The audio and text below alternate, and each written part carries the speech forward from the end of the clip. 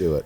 All right, guys, welcome to a brand new venture for the Keefer brothers here and JB. Welcome to the first ever episode of what we're calling Wilder Minds. The Wilder Minds podcast. It's finally here. It is. It's an exciting time. I think there's a couple things I want to get out of the way first before we get into the good stuff. I think one of the things that we want to start with is just filling everybody in, who we are, what Wilder Minds is, what they can expect, just all the good stuff, and then let's get into the actual content. What do you guys think? Yeah, I think it's a good idea. I think that, we've been kind of doing some things separated for a while as far as the audio podcasting thing, and that's nice to just bring the power of it together because that's what it is. Yeah. We're literally Wilder Minds. So I'm excited about it. I can't wait to get started. Yeah, I mean, when it comes to us three, a lot of people think that we have a lot of time to sit down and chit-chat all week, but we are running in different places all the time. So for us to sit down for an hour and catch up, it's really the 15 minutes before we roll, the 15 minutes after it's done. That's what I'm looking forward to. We just sat down here. It's our first one, so we have 45 minutes basically of getting mics set, getting all the things dialed in. But in that 45 minutes, we had the podcast. Now we're actually officially starting. Yeah, now we hit record, right? Yeah, exactly. I'm looking forward to it.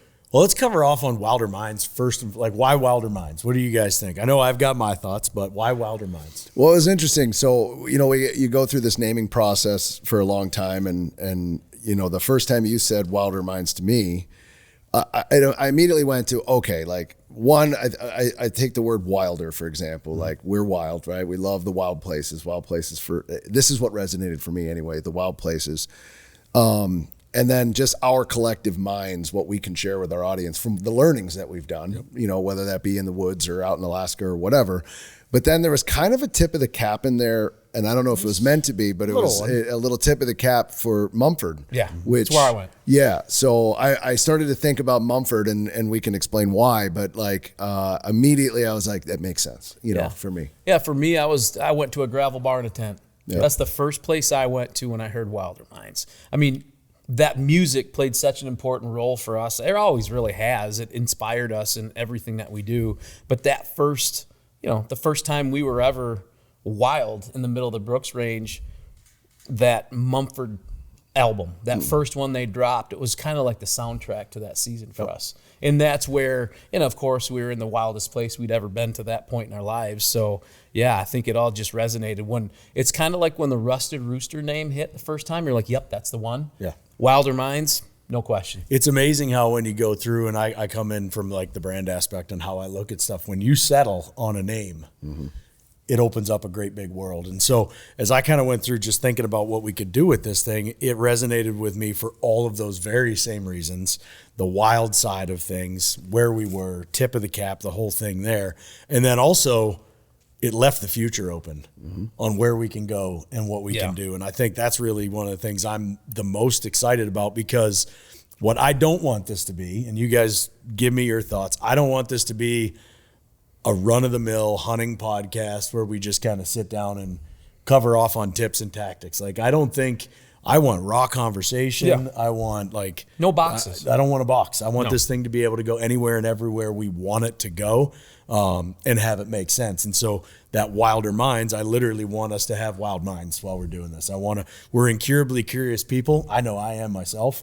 I want that to kind of come through in the show. Yeah, I couldn't agree with you more. I think, our industry as a whole is always research and duplicate, right? And it's there's a lot of great podcasts out there talking about tips and tactics, and that's great. And those are meant for that. I think for us, it was about, let's take the 20 plus years that we've been in this industry and the things that we've been able to accomplish in this industry. Let's talk about it.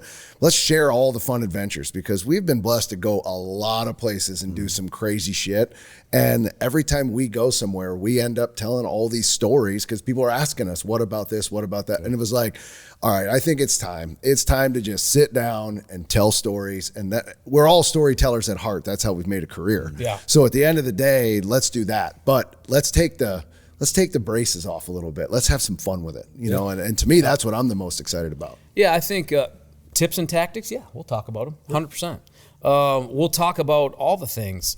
But I think we'll also talk about our lives, pop culture, sports. I mean, all the things that we're interested in, all the things that make us individually who we are. Yeah. Like, I know we're going to talk about it. I know the stuff that, like, for me, when we come in the mornings on a Monday, and the weekend has happened, and a lot of things have happened, sports, or we've been somewhere, or we went somewhere for a trade show, or whatever it might be. That's the stuff we talk about in our offices in the mornings. That's what this is. Yep. It's us catching up, Yeah. really. But also, going to those places, those wild places, again, revisiting those stories. I want it to be an open conversation with the listener. Yep. To steal a Jason Bateman term, listener. Listener. I want it to be an open conversation. I want to cover anything and everything we feel like talking about. Yeah. So I think that's one of the exciting things for me. So that being said, there's going to be a lot of people that are listening to this for the first time that may have absolutely no fucking clue who we are. Mm-hmm. So let's go ahead and tell them who we are. Yeah, let's And start. what we've done. Let's start. Before we do that, can we crack this Busch Light and have a cheers to the first Already cracked episode? it. Can we do that? It's almost gone. I mean, at the end of the day, unfortunately. if you're listening, we want you to feel like you're listening to a nice little fun happy hour conversation. Yeah. So, It's cold. fellas, Cheers, boys. That's cold. Here goes my laptop. there goes your laptop. Cheers. Little Busch Light. If you're out there, grab a Busch Latte, sit back, relax, and let's get her started. Don't swallow your liquid by the mic, because that drives me crazy. Oh, yeah. I want to kill you. If I do. All right, I will. Just so you know, I'm one of I'll those keep it. guys. Yeah. I can't hear like chewing and swallowing. So AMSR or ASMR is not your yeah, thing. that's what it is. I don't like All it. right. So let's get back into who we are. Let's get where we came from, what people can expect from us as individuals, because all three of us have completely different things that actually mold perfectly together. Sure. Who wants to start? Not me. I guess I'll start. JB can I'm the do it. oldest. Go for Yeah, it. you're the Old head. oldest. Am I the oldest? You're the senior. Man, old. You are. The grayest. What it comes, anyway. it is. I try to keep it tight I now. got a I streak can't grow a beard anymore. It's too gray. Look like a skunk. Unfortunate. Yeah, it's unfortunate. So really what it comes down to is we found each other 2006, basically, I think what it was. Yeah. But before that, I grew up in a small town just north of here. I'm not too far from where I was born. And for me, it's I've always loved the outdoors. I've loved sports. I've loved my family. And I like the small town lifestyle. That kind of shaped, I think, a lot of my values. And then growing up, the story became something that was super important to me. I didn't realize it at the time, but I found myself in the aisles of the local party store renting out hunting videos. I'm like, wow. I mean, renting them out. Yeah. The old days where you'd walk in there and if the rubber band was on it, you're pissed off because somebody rented out that Dan Fitzgerald film. Yeah. That on the VHS tape. So Yeah. I really found myself in that world and wanting to figure out how I could do it.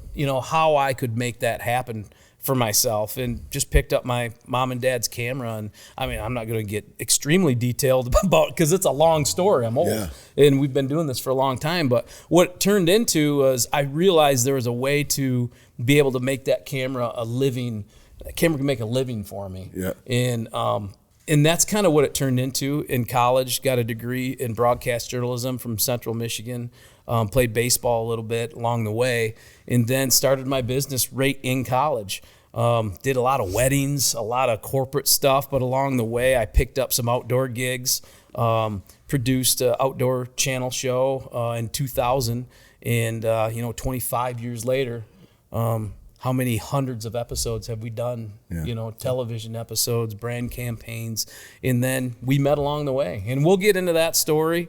But what hasn't changed in 25 years is that I absolutely love to tell stories, and I like to make impact with the stories and see how it creates emotion for the audience in any way, whether it's a written word piece, whether it's photos, whether it's video, whether it's a brand story that we do for a client, or whether it's our own stuff that we go out there and we bring back home and package up this crazy cool story, put visuals and music to it, and it goes out to millions of people. I mean, that's always been what drives me.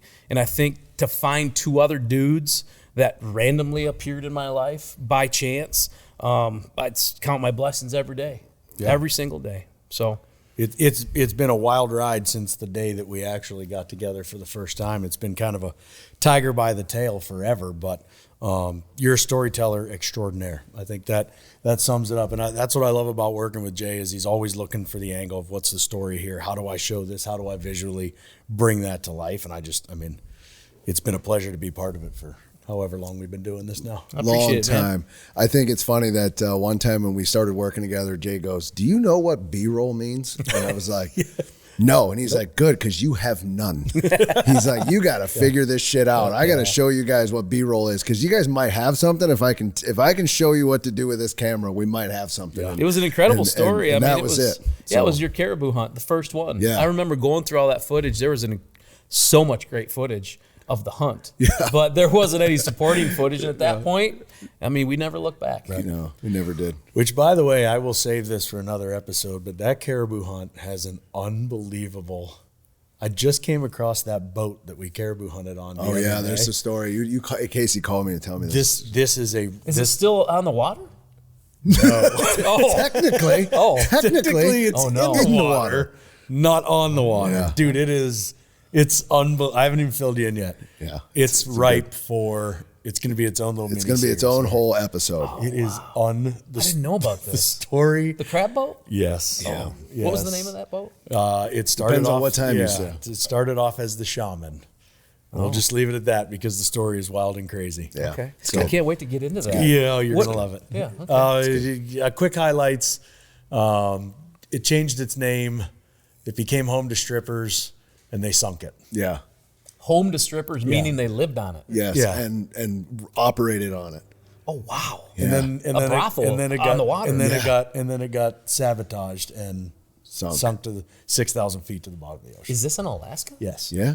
When are we going to go visit this thing? It's the story is Okay. it's for another episode, but we'll get there. Oh man. So there you go. There's some of the shit you Brothel can at expect sea. with Brothel at Wilder sea. Mind. I'm glad Yeah. we caught up. It's unbelievable. Yeah, right. It's unreal. Cool. All right. Well, I think you want to go next. You want me to Go ahead. Fire away. Fire away. So I just made a little list here of stuff that we've done that I think is kind of interesting, that just gives people a little insight into who we are. So entrepreneurs, Yeah. executive producers, hosts, authors, speakers, athletes, coaches, fathers, husbands, expedition hunters, land managers, habitats, archers, fly fishermen, adventure guides, historians. The list goes on and on and on. I think if there's one common theme through everything that I've ever done in my own life, it's that I'm just seeking cool shit. I'm seeking epic adventure. I'm always trying to figure out, how do I outdo my last adventure with the next one. And I love doing that in the wildest places on earth. I love uncovering the story. I love sharing that with people. And I love history, like tying all those things together and just being infinitely curious about what that's like is kind of, I guess, me in a nutshell. Yeah. So those are some roles that I've had. Yeah, that's true. And a lot of that applies for you too. Yeah, I mean, so as brothers, we've grown up together, obviously our whole lives in Pittsburgh, and it's now turned into this through all of those things, right? I think our kind of future was set when our grandfather first said, like, you need to use this BB gun and shoot this first squirrel for me, right? And then it was like, wow, what's going on? And then the outdoors, and then it kind of spiraled. But I think for me, along the way, I've just kind of hit a place in my career, my life, where I'm embracing the journey. I have like this crazy knack of just, it's the chaos and the chase and the journey for me that I just love. And you look back at, all the businesses we've started, all the deals that we've done, all the things that we've been a part of. And I just go back and, the other day I was talking to my daughter, and she was asking me a question about something from school. And I just nonchalantly said, well, one time, your uncle and I were in Ecuador, and we were in this jungle, and we were talking, and she was like, who says that?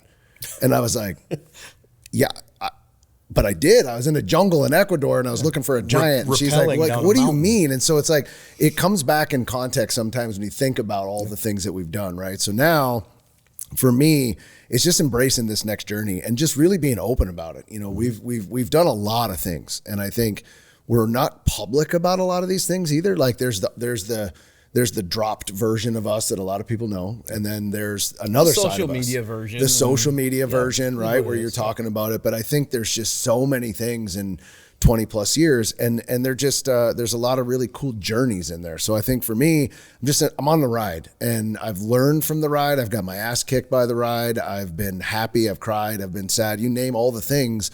And I guess for me, it's just the chase. Like, I'm super excited about what's next, and just going in with a positive attitude of just like continually raising the bar. And I think the three of us will set out to do something, and we never reach the goal.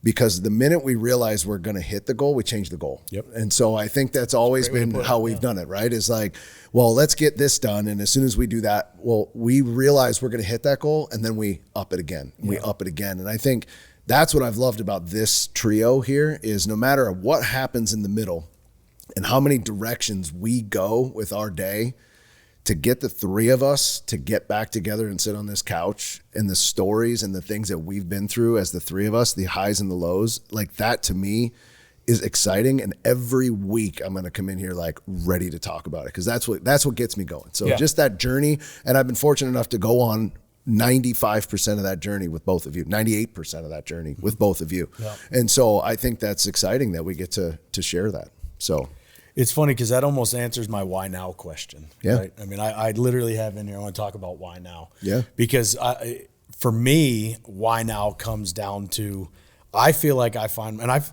don't think this is unique to me. I think there's a lot of people out there like this right now, especially my age. I'm 41. I'm unlocking another phase. I've got a son who's now a teenager. You guys obviously have teenagers. Mm-hmm. I've got a son who's now a teenager.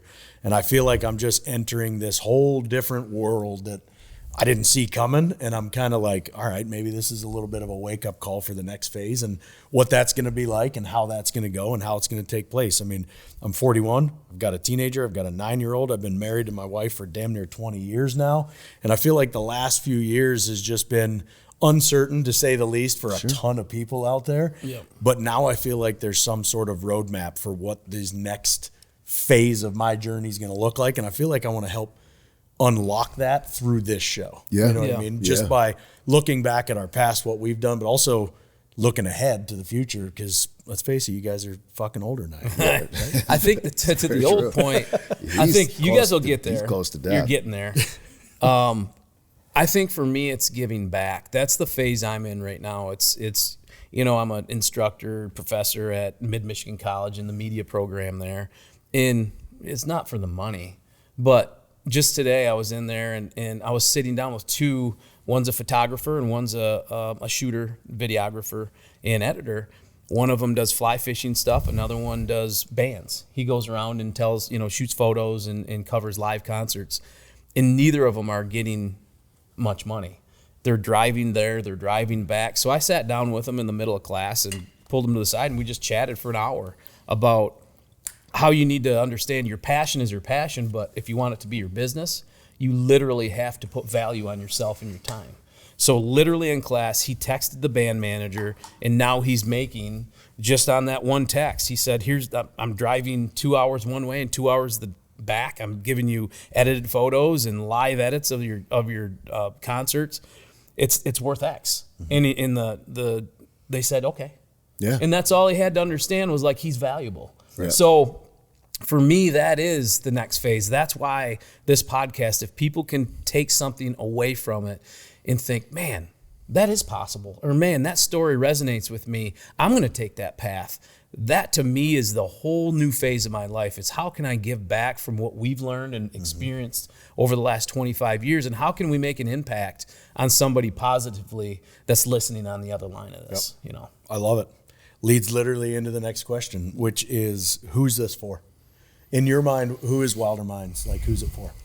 I'll be honest with you. I think it's a twofold answer. One, I think it's for me from a therapy perspective, right? Mm-hmm. Just like you said, that next phase. And I say that not selfishly saying it's for me to grow. I'm saying it's for me because my day from 8 to 6:30 is just ridiculous. Too many meetings. And and so you take them all for each of us. When we can sit down and I can just kind of just let the guard down and drink a Busch Light with my boys and have a good time. So for me, I'm looking forward to that, right? Mm-hmm. I also think it is for the younger generation. I remember saying this back when we started, which is looking up to the OGs in the industry, right? Mm-hmm. And I remember run-ins with Babe Winkleman. I remember like these guys, Keith Warren, these guys that we were like, look, these guys are in it. Somehow the blink of time has happened and we're 25 years into this and have done so much of it. And so not that I'm calling us the OGs, but the knowledge, to your point, that we have and that we've learned along the way, mentoring, and from business to the outdoor industry, like to me, I love doing that stuff. Yeah. I've got several, I would say they're definitely younger than me, guys that are in the industry that call on a consistent basis of just that mentoring style. So I love being able to share that information. So for the younger generation, it's attainable. And so I love telling the stories to be like, it is attainable if you put the work in, right? Yeah. So I think it's for the younger generation. Like we're old, but we're not out of it. We live a wild life. Oh, yeah. Like I don't care how old we are. I mean, we're still getting after it, right? Yeah. And that's what I love is we can share that and resonate with that. So for me, and maybe along the way for some of that younger generation, if we can eliminate some bumps and bruises and some cuts and some stitches and zippers along the way. Yeah, I mean, let's be honest. We've taken our fair share of lumps doing shit the long way or the hard way because that's how we learn. A good mentor of mine actually said one time, like, if I did it in 10 years, you should do it in 5. Right. And if he did it in 5, the next one should do it in 2. Mm-hmm. Right. And so as we look at it, we've done it in 20. So can we provide advice on how to do it? And just this industry in general, outdoors, not hunting, not fish, just outdoors in general. Yep. Yep. If you have a goal that you want to aspire to get to, I think there's just so many openings that I had no idea about at that young age. Right.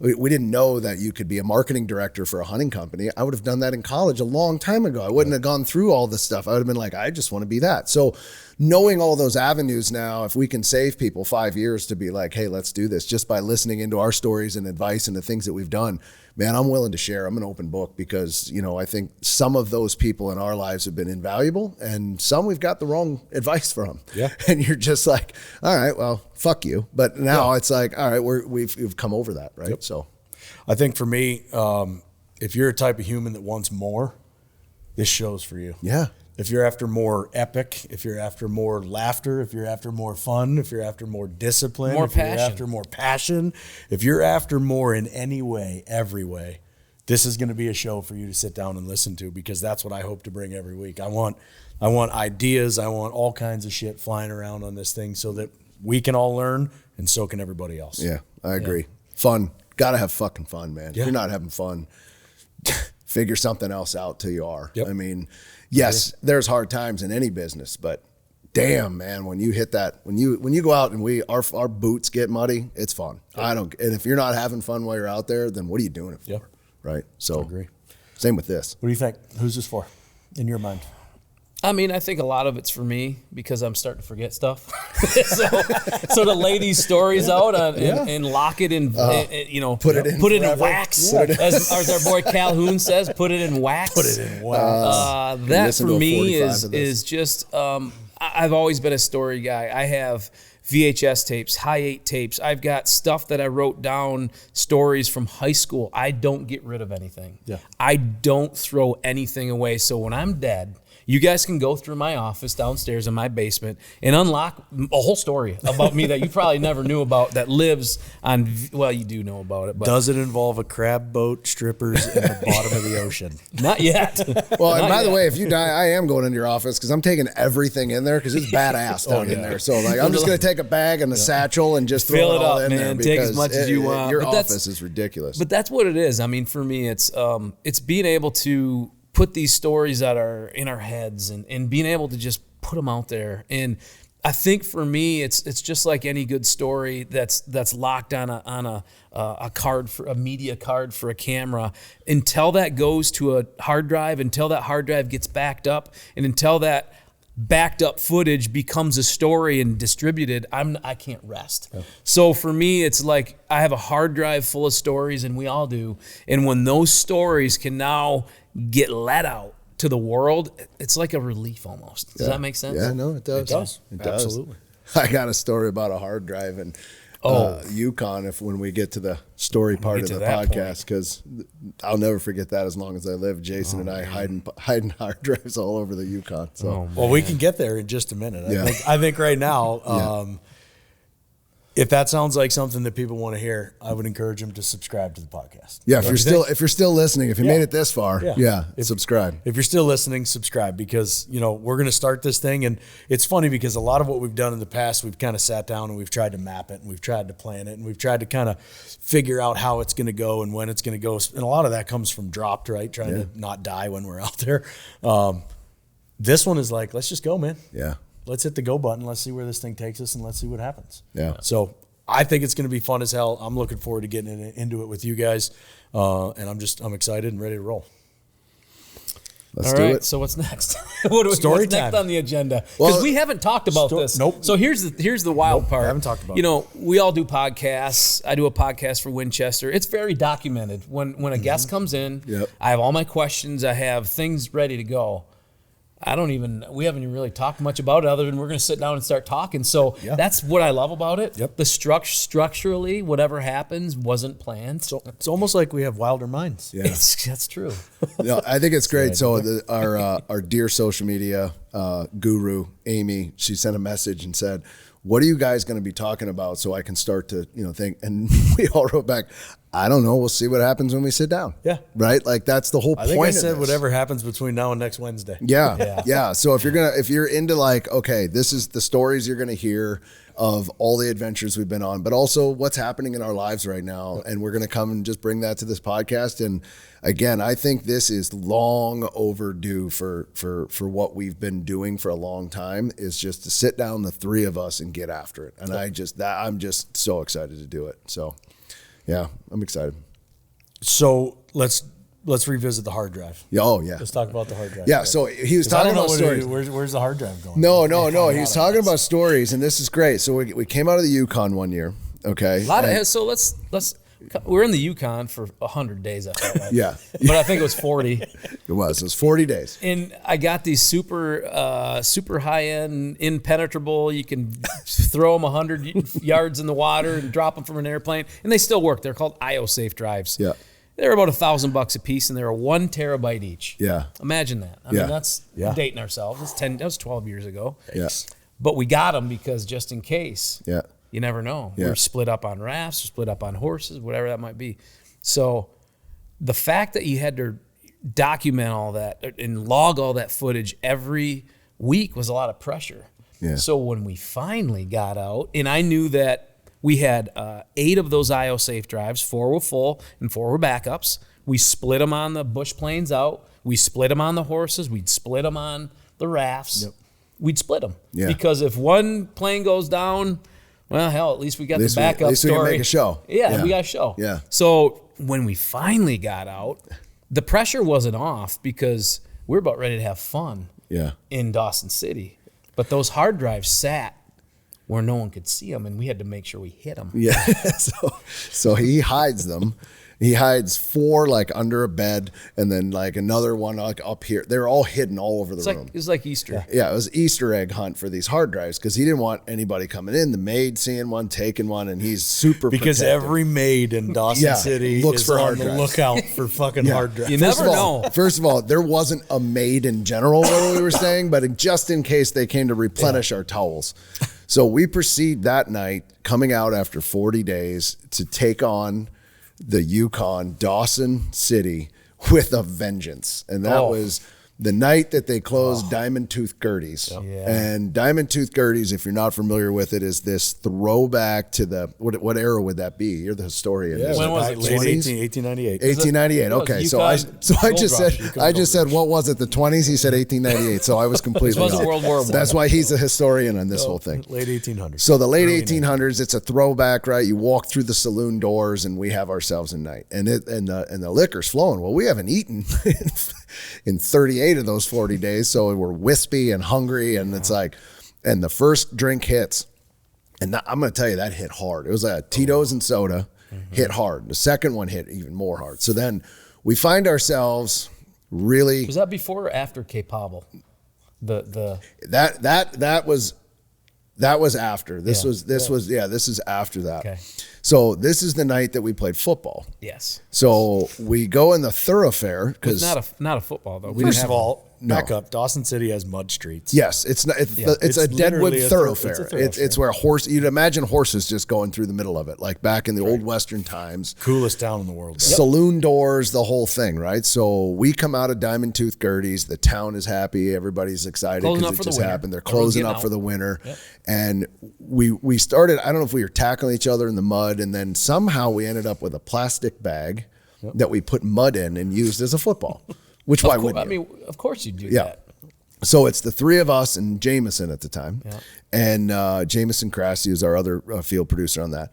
And we play football. Well, we're covered in mud. We're shit-faced. We're having a great time. But we go back to the room, and this is what I always remember, is we go back to the room when I finally made it to the room. And this gal knocks on the door. I don't remember. She wasn't this a maid, part. I guess. No. There was a maid, maybe. No, it was a guy. Well, this is the best part is there was a gal then, but Jason and I didn't remember the gal.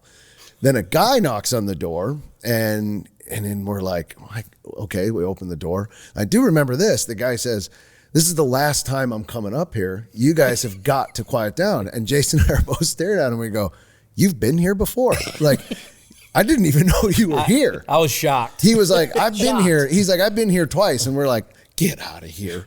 I didn't believe him. I thought he was messing with us. I still think he's lying. I think he might have went, I don't know. I thought he was messing with us, but I don't remember him coming other than one time. Yeah. But as soon as that guy came, then Jason's like, the hard drives. I got to make sure the hard drives. He's after the drives. He's after the drives. This is before like the tags you could put in there, like the Apple tags. Yeah. So if I had those back then, I literally would have welded one of those to each.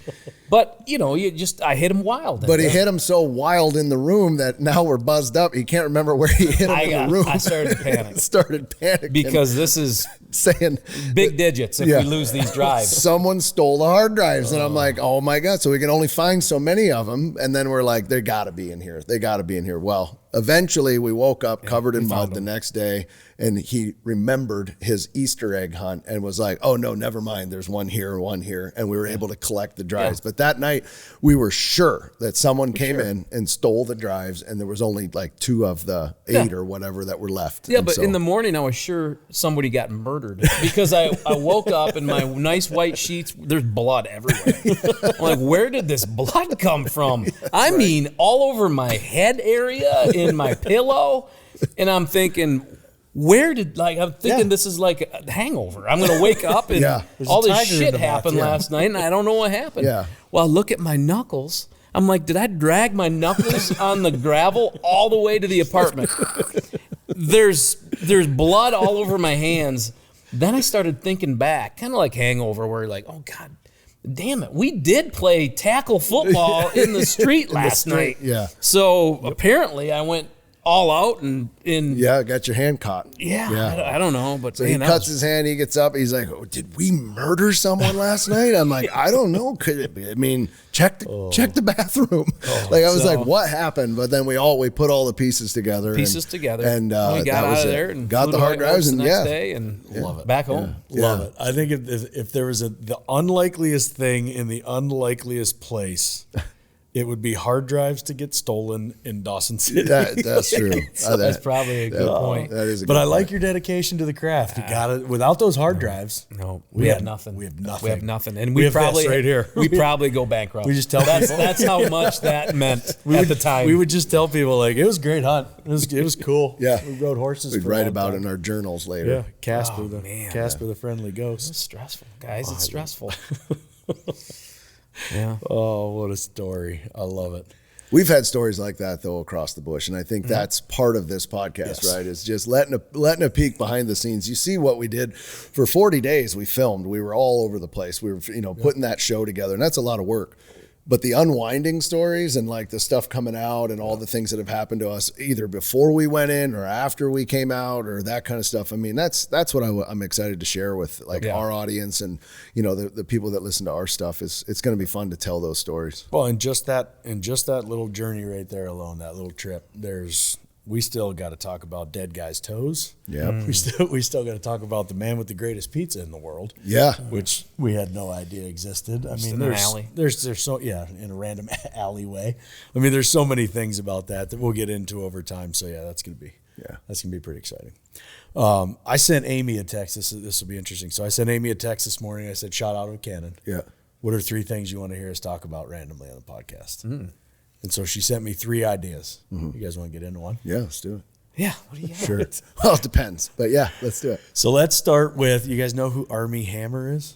Yeah. He's an actor. You He's guys in know who this guy is? Facebook Pop or culture's a that little social network he was in. Let me get you a little further He's down one of the road. brothers. That, The twins? yeah, one of the twins in the social network. The I think. Winkle. The Winkle, fine? Winkle? Yeah, that's it. Winkle? Van Winkle? Van Hinkle? Winklevoss. The Winkle brothers? Winklevoss. Winklevoss. There we go. Nailed So it. he's an actor. I don't know that he plays that guy, but maybe he does. I'll get you a little further on down the road. He's an actor who's been accused of wanting to be a cannibal. Oh, cannibal You guys guy. familiar with this story Yes. How'd he do that? Yes. now? I don't know. Apparently, Girlfriend was not into him. Like he threatened some stuff. Yeah. Like he got in trouble for yeah. Apparently, he like started talking about I'm a cannibal or want to be a cannibal or blah blah blah. So this guy's taking some arrows. He's taking plenty of heat. But there's a story that just came out that's kind of crazy. Somebody was talking to him. He was on a podcast, and he brought up the fact that like the only thing that he's ever done that could be considered anything near being a cannibal was he took a bite out of a heart of an animal that he shot on a hunt, and people are just like Up in arms about that. like going crazy that he ate the heart. And I'm sitting there thinking to myself, why would you waste the heart? Yeah. Like, why wouldn't you eat the heart? Yeah. So I can name 10 people that I know did that. hunters, right? And so that's what he goes into. And so he talks about this rite of passage. When he went hunting for the first time, it was a rite of passage to have the heart and the whole 9 yards. So I just want to chat about the rite of passage for a second, because that's something I think all of us as hunters, or anybody out there who's a hunter, has done in some way, shape, or form, has been part of that kind of rite of passage, right? Yeah, I mean, I wouldn't condone eating a human heart or a cannibal, but let's make sure we get that clear. But as far as hunting and then taking an animal and then eating the heart, that's absolutely a rite of passage. Yeah, I mean, I've heard of that for a long time. I mean, hell, we had donut steaks in the Yukon, which was heart steaks or heart donuts or whatever, where we've actually had the heart. It's a delicious organ. That's going far, but it's a little on the gamey side. It's usable. Yeah. It's in a pinch it'll do, but it is a rite of passage. Absolutely, taking a bite of the heart. So the heart, back in Beaverton, my small town, Cindy Woodruff, she would have pickled deer heart. So she'd take the deer heart and she'd slice it and then pickle it and put it in a jar, and you'd eat it and it'd be great. And for other people, it might be a shock to hear that don't hunt and take meat home and put it in the freezer. I mean, it's a kind of a different way to think about it, I guess. So that's what I started trying to figure out to myself, like, why is everyone like really shocked by this? You think it's just because of the actual organ? Yeah. Because people eat liver. Like if it was, I took a bite of liver, people would have been like, whatever. Did he, was it raw? Like I didn't get that far. Okay. Well, I mean, if it was rayed out and like an apple, I mean, that's.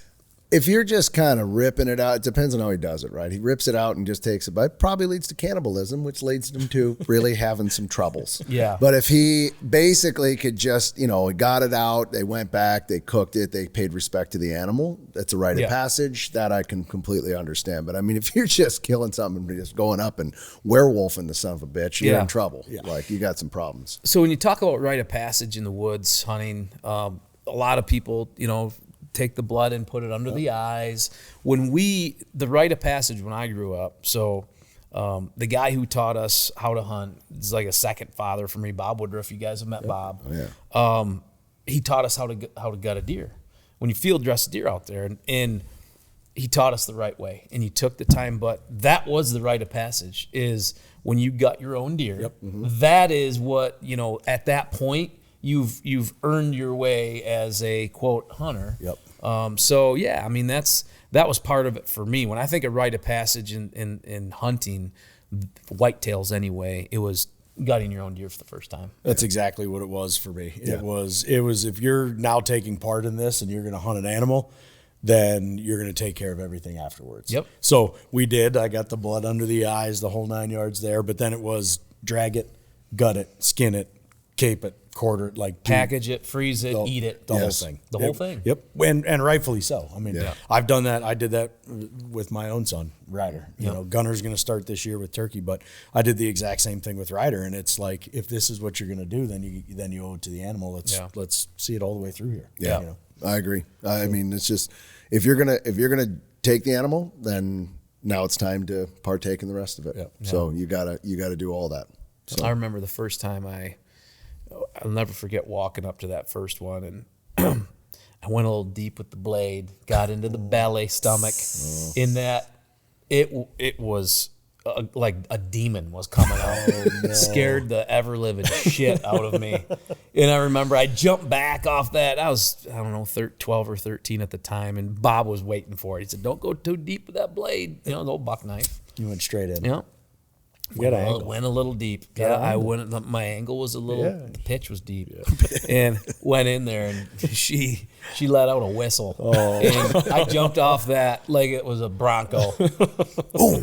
And he laughed, but I don't go deep anymore. Yep. Learned it right away. There you go. I still think I'm designated gut guy right now. I think I've caped and skinned or gutted like 90% of the deer, but I do. You usually cape mine. I love it though. Because I know you love it. Yeah, I do. I do. It's a peaceful time for me. I don't know. I don't know how to explain that. I mean, maybe you guys have the same thing. There's, way. Caping a deer for me in the skinning shed that next day. Cup of coffee, sharp knife, cold day, you're in the barn, you're telling the stories around it. And so there's like a peaceful moment for me. And then, you're butchering everything up, caping it all the way off. And then of course all the heads, I end up doing all those because of the experience I've had with all that, which is great. But like, again, it's a peaceful moment. Like even in Alaska on a gravel bar, caping out the moose and sitting there that next morning with that cup of coffee that's just made on the fire. I love that moment. And it's just it's solitude.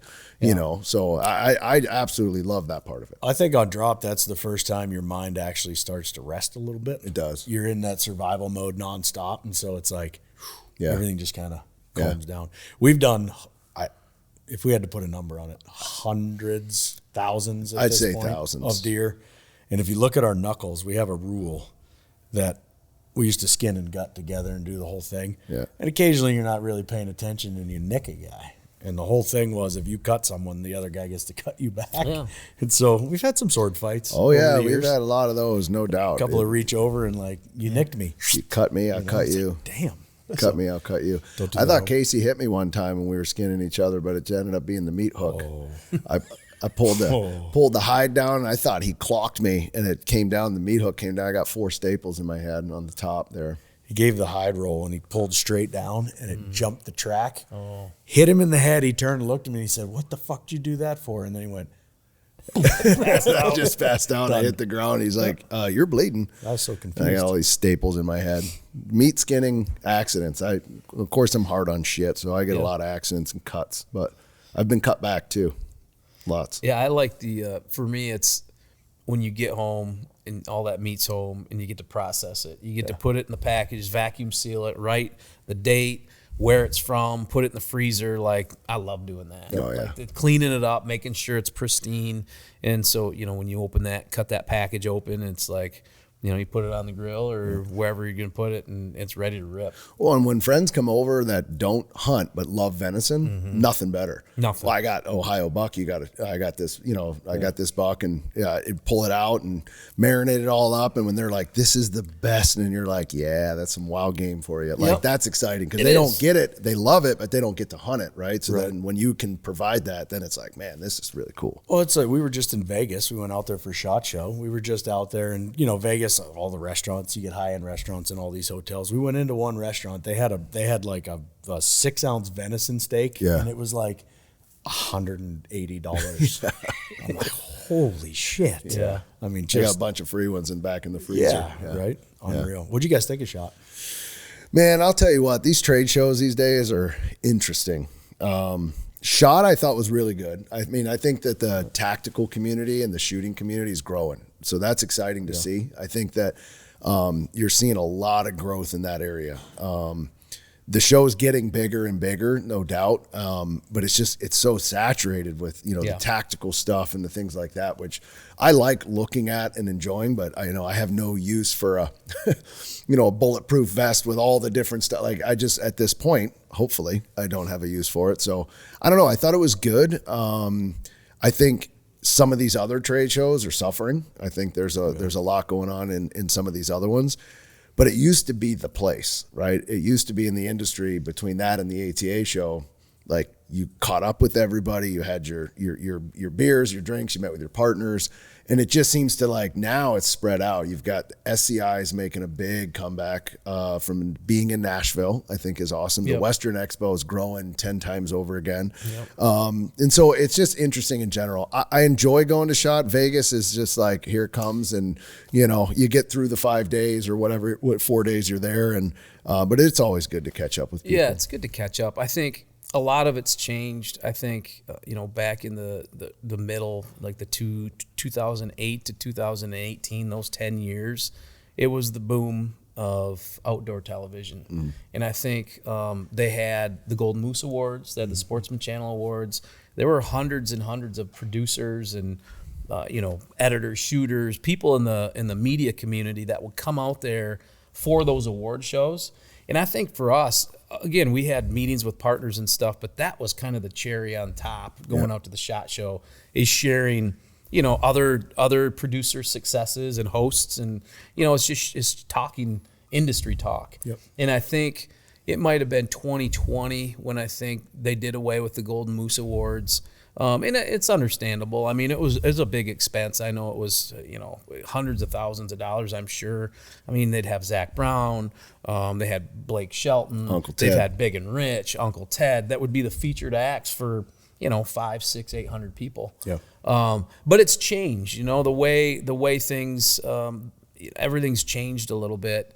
But I will say this, the week after, 2 weeks after SHOT, I went to NWTF. Oh, yeah, that's another one that's booming. So at SHOT, 60,000 people go through that door. At NWTF this year, 82,000. 82,000 came in that. And it's a 10th the size, a 20th of the size of SHOT Show. So it is so packed with people. The energy is crazy. And I think what I get out of it is, there's a youth movement, in my opinion, with turkey hunters and waterfowl hunters. I think there's an energy when you go to those shows, and they're consumer shows too, right? They're not just industry shows, so there's a different vibe.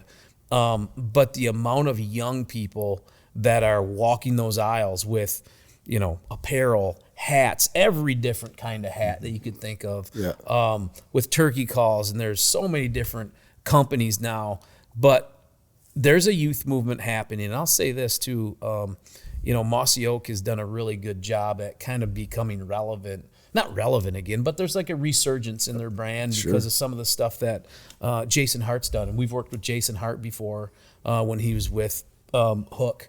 And he kind of did some things with Mossy Oak. That booth is insane.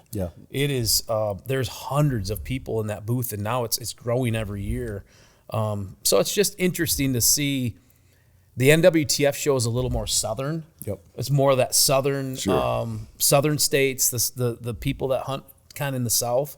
There's not a ton of northern influence down there, but it's wild. It's awesome. That's kind of why I asked the question, because I'm trying to, and I always try to do this, just get a beat on where we are in the hunting industry in general, right? Because I mean, it ebbs and flows, ups and downs. It goes through all of those things.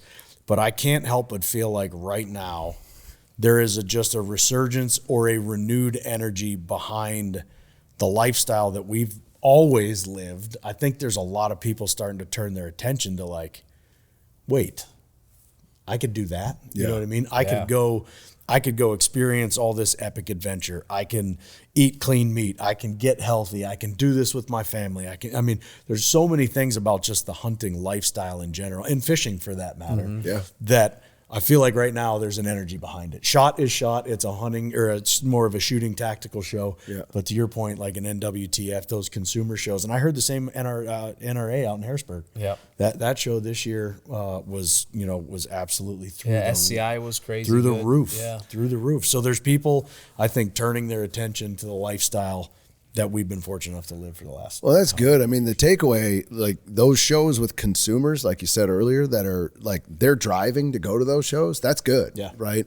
I think what's changing in our industry are these brand, like the company shows, right? Where you used to go and write like that as a company, you went to ATA and you wrote orders at ATA. Yep. I think the landscape of digital's changed that. I think the landscape of the connectivity, right? Exactly. Like the ability for someone to launch a bow in October and then basically send everything out, have a complete back end so you can learn everything, put a video on a back end and then you never have to have the expense to go, has changed the landscape of this B2B stuff that's happening between these small pro shops and people that want to buy.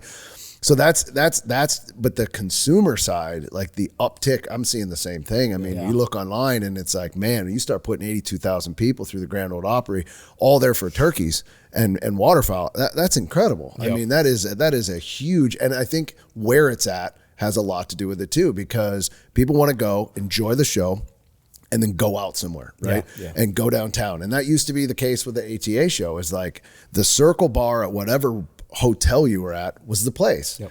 And you can walk through there. Casey and I went down there for the first time last year or the year before. And I mean, we could have put our arms out and walked right through the middle. And that it's a shame to see that from a business side, but man, the consumer side is just jumping off, which is great. Yeah. Well, and if you look at the people that, aren't scared to come out and talk about how they hunt and fish and live a lifestyle nowadays. I mean, start talking about people like Kristi Noem, former governor. Yeah. Now Homeland Security head, Madam Secretary. Yeah, Doug Burgum. Yeah. I just watched a thing with him the other day. He in his office in D.C. now, he's got a giant elk hanging there. He's got all this stuff from North Dakota. So I mean, you're starting to see people, really kind of lean into the lifestyle, and people that are in really visible positions. Yeah. Right. And so I can't help but think that that's also got to have something to do with it. Yeah. So no, that's good. Wherever your adventure takes you, count on Bass Pro Shops and Cabela's to make it memorable. From the timberline to the campsites to the lake and the range, get your family outfitted with the right gear. With premium brands like Worldwide Sportsman, Ascend, Instinct, Redhead, and Natural Reflections, they've got the apparel and the gear to make it the best adventure ever. Stop by today for a one-of-a-kind shopping experience in-store or online at BassPro.com and Cabela's.com. See for yourself at Bass Pro Shops and Cabela's stores. Your adventure starts here. All right, let's talk about beer for a second. You ever notice there's a big difference between Busch Light drinkers and other beer drinkers? I like to say we live on the wild side. A guy with a Busch Light in his hand, he's a man of the people. He's out there in the wild every day. He's in the trenches smashing bushies with a smile on his face. You know why?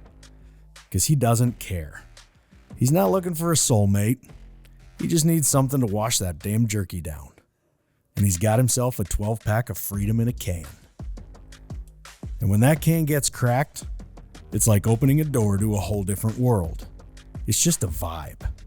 And if you haven't felt it, you should. So go grab yourself a case of bushies, give them a rip, and take a walk on the wild side. You've got things that matter. Memories, heirlooms, documents, firearms. And we all know that life is unpredictable. At Winchester Safes, they make sure life's unpredictable moments don't take those things from you. They use state-of-the-art methods that refuse to sacrifice quality. They put everything they have into their products, offering proven protection and peace of mind. There's only one safe company worthy of the title The American Legend, and that's Winchester Safes. Follow at Winchester Safes or learn more on winchestersafes.com. Let's talk about mountain ops. a brand that I rely on to fuel my fire in more ways than one. I could sit here and talk about how undeniably essential Ignite is to my daily life. I could explain the benefits of the super greens, and I could ponder out loud how they got those super greens and super reds for that matter to taste so damn good. Or I could just give you a quick look into who they are as a company, because to me that matters more than anything. So here it is. They recognize God and acknowledge His hand in all things. They believe in being worthy of others' trust.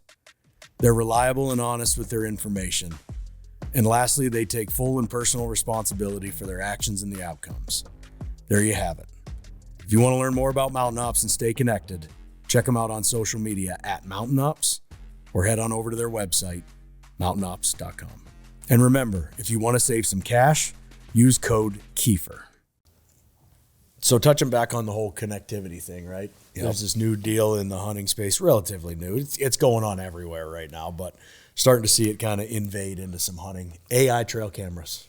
What do you guys think about this whole AI trail camera thing? It's crazy to me because we were involved with an AI trail camera project going back probably 5 or 6 years now. Yeah, for sure. That still hasn't come to fruition. We can dive into that a little bit. But I just want to know in general, AI is the big buzz right now, and we're starting to see it come into our world a little bit from hunting and fishing. So what do you guys think?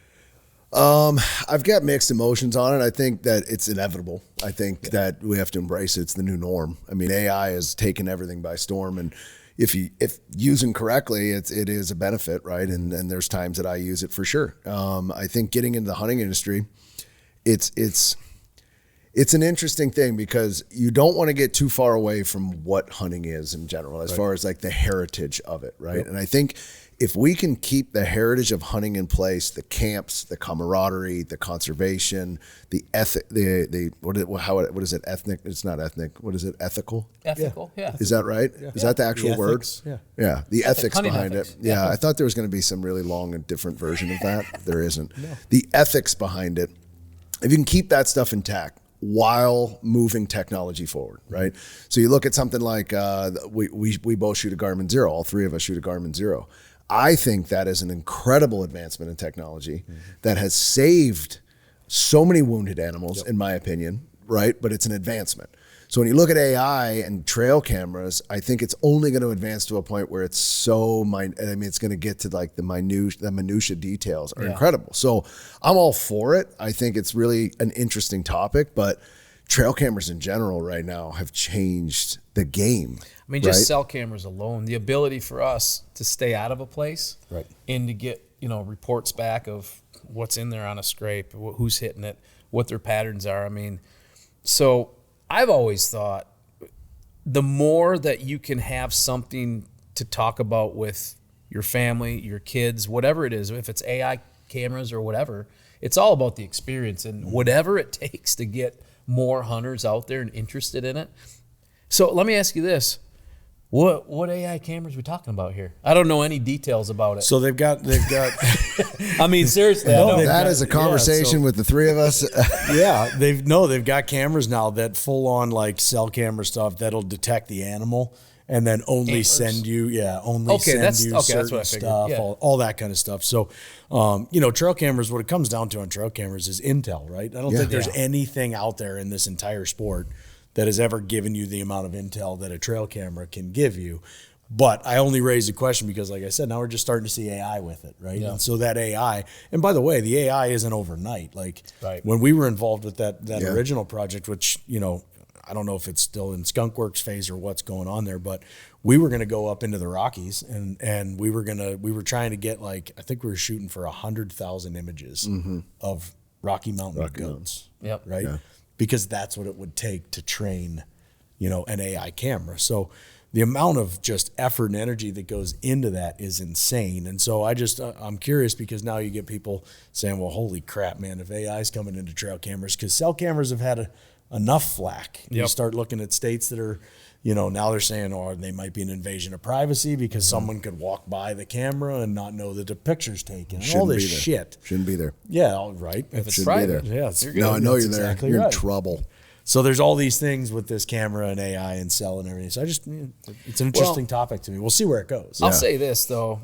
There are two facets of AI technology. We had always talked about if there's an AI app or software that could literally just find the bucks. And, I mean, you know how many thousands of pictures you can go through on one card, and you're just hitting arrow, arrow, arrow, arrow. Obviously, with cell cams, you can do all that reporting live, but there's still some stuff that we use that's old school cameras that we have to go through cards and stuff. But the ability to go through that stuff and detect antlers was always something that I thought would be super quickly key. filter. Boom. Quickly filter.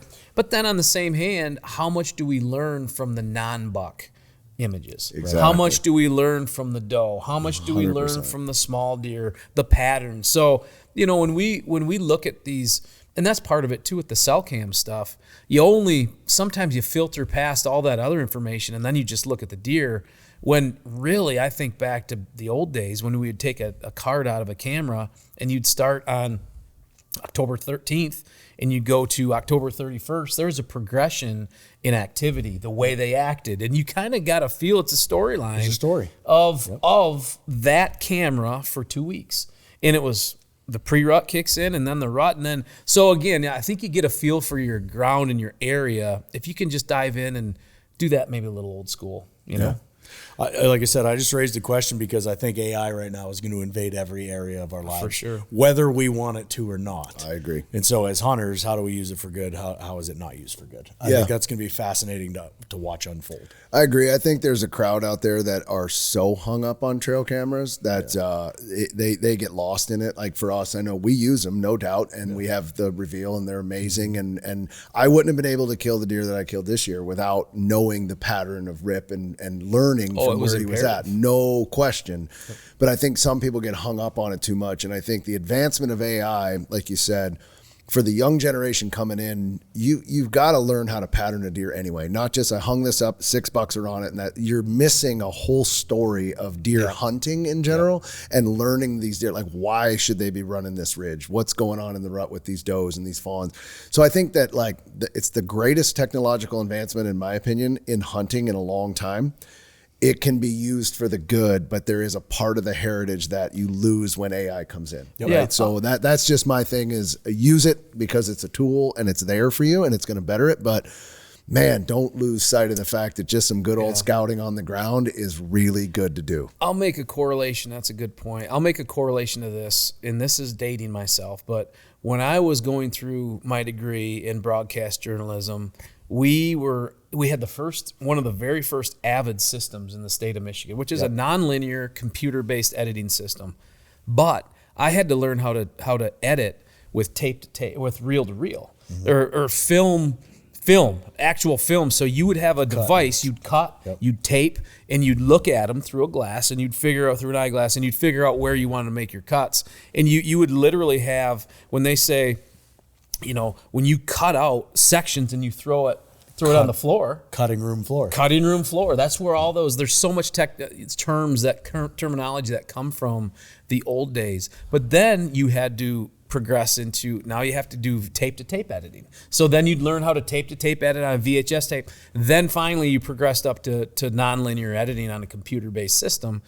And then you appreciated and understood why it was there. Right. And I think there is something to the young hunters being able to learn all the details, not just where the bucks are and when they're there, but to figure out why they're there, how frequently they're there, how many other deer go through there before that buck comes through. So just a lot of those little details. Yeah.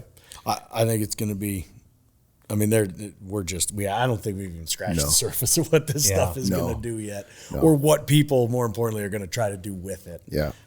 It's going to be wild. I agree. We haven't scratched the surface. I do agree, though, that Jason absolutely dated himself by saying he cut film and put it on the floor. Absolutely. Like that, 100%. That was 1996. Yeah. So for context, my senior year in high school, I was working on digital cameras already. Oh, man. But in that vein, we felt like we were cheating. Yeah. Because you didn't have to adjust your lighting, you didn't have to adjust I didn't trust exposure, it at first. aperture. Like it was like I didn't trust it. Press the button down and it would set your lighting and your focus and you take the picture and we're like, I don't know. Trust it. I don't know if I like this or not. I want to put it in my pocket and take it in and get it developed. But I felt like get doubles and have half of them not turn out. I also felt like less of a photographer though. Yeah. because you're like, oh, this is easy. Like, I feel like I shouldn't. Those be doing click this. point and shoots, let's be honest, there's a whole trend of the young kids out there today, right? My daughter being one of them that does the dispo dump, which is a disposable camera dump.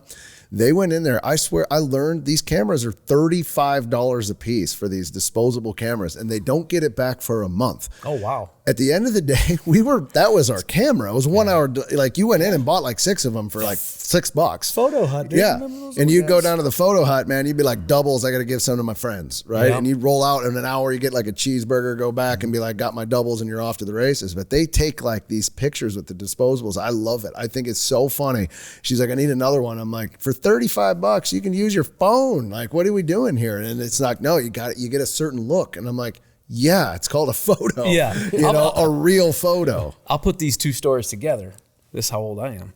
So taking them to the overnight 1 hour film lab, right? Yeah. You go to Walgreens or wherever your Fuji pharmacy store was closest to you. I think I got the very first stealth cam that was digital. Not digital, I'm sorry. Very first stealth cam that was film. Yeah. Put it on a tree. I knew I was going to get it. Was on a scrape. Yeah. I knew I was going to get that 6-point I've been chasing. And that's all there was in the property that I was hunting. I was, I think, 18 years old or 19 years old. Threw that baby up there and went there 3 days later. All the film's done. I look in there, boom. It rewound. I pulled it out, put a new one in, shot over to the 1 hour photo. Paid double to get doubles. I knew there was going to be all sorts of bucks on this camera, right? Like, I knew it.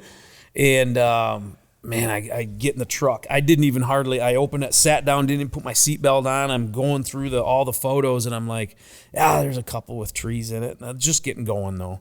You know, it's just getting ready. Another tree, the same branch blew 36 times. I paid $25 to see a branch blow in the wind. And I'm like, this is not fun. Yeah. This is not what I expected. I thought you were going to say Woody's ass was on it, too. Yeah. No, that's a different story. Yeah. You might have been able to capture pictures with those cameras, but the trigger speed wasn't exactly up to par. It wasn't like it is heat. today. It was motion oriented. Oh, So yeah. anything moving, there's no heat signature. Oh, none of yeah. that stuff. No, it was so bad. But it was fun, and it was Christmas morning every time you check those cameras. Still is to So I this put day. them on field edges from there on out. Yeah, It was no just straight up. branches. No more branches. Yeah. So Well, you know, the fact that the youngsters are using the old gear, maybe there's hope that this doesn't take over the world. I love it. That I love AI it. Maybe there's doesn't hope. necessarily take over everything for Yeah, so. for sure. For some of us, the hunt never stops. Grizzly understands that more than most. Rugged, reliable, and built to never back down. Whether you're on the trail, by the water, or deep in the dark timber, Grizzly is by your side. Tough enough to take on the wild and ready for whatever you can throw. Grizzly is committed to products that never let you down. Always on the hunt with Grizzly. Out here in the wild, precision isn't just a luxury, it's a necessity. Leupold Optics is built on the foundation of American craftsmanship, where every features function first. For over a century now, they've combined dedication and technology with a relentless put-it-to-the-test attitude, creating optics that stand up when everything else stands down. When it matters most, you need the best. That's what you get with Leupold Optics. While other companies out there warranty failure, Leupold guarantees performance for life. Some call it out on the trail. I like to call it the road less traveled. The kind of place where the going gets tough. That's where Tracker Off-Road comes in. Made for those who won't back down. Tracker Off-Road delivers the hardest working machines with the greatest capability at the strongest value in the industry. Built by those who know what it takes and designed for those who don't turn back. Tracker is dedicated to delivering machines that let you get the most out of your day and your dollar. Ready to take on your next adventure? Go with Tracker Off-Road. every shot counts. And when it's time to make it count, you want the best. Winchester Ammunition has built its legacy on a commitment to innovation by continuously pushing what's possible. In the heartland of America, The American legend crafts ammunition that's purpose-built, reliable, accurate, and ready to perform no matter how harsh the conditions. Whether you're hunting or shooting for sport, Winchester will be there. All right, boys. Well, we're shooting for about an hour with each one of these episodes. Yeah. I think we're approaching the hour-long mark. So I think more or less today we just wanted to give everybody a little bit of a taste of what this is in our minds collectively, what each one of us hopes to give with this thing, get with this thing, and we'll move on and, hopefully crank out episode 2 here pretty quick. But before we do, any last things that you want to add on? And also one topic leading into next episode that you guys think you want to talk about. All right. So first and foremost, if you made it this far in, thanks, subscribe, because we got a lot of stories coming. This has been a long time coming for us to sit down and tell these stories, and we promise to make it worth it.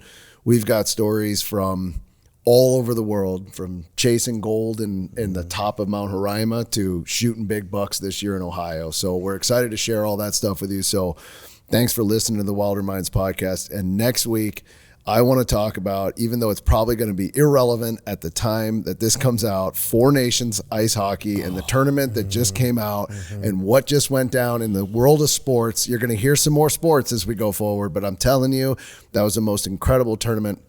So I'm excited to talk about some of that stuff and what's going on with the professional sports. Yeah. So, I mean, we're sports guys.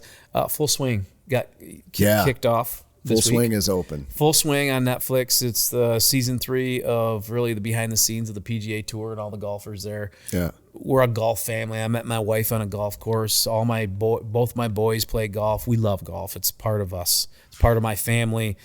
So we watched 3 episodes last night. Yep. I'm sure I'm going to be watching the rest of them tonight. Yeah. And so I want to chat a little bit about the production, the way they shoot that, the way they make it so compelling, and just some of the stories from that I want to chat about next week. Yeah. I'm just going to, the Four Nations Cup, I'm going to throw this out there right now. That was the greatest beginning of a hockey game in the history of our sport. May never be topped ever again. I don't know if it could be. It was incredible. And if Fights, you're talking the fights. Yeah. If you've been living in a cave and you don't know what we're talking about, you got to look it up. Yeah. I mean, it was literally the greatest beginning. I don't know how you come out of the gate any hotter than that, any better than that. There was something different about them wearing that USA on their crest and Canada, and it was more than a hockey tournament, and they made it that, and it was incredible. Yep. That's exactly right. And the best part about it is it grew the game.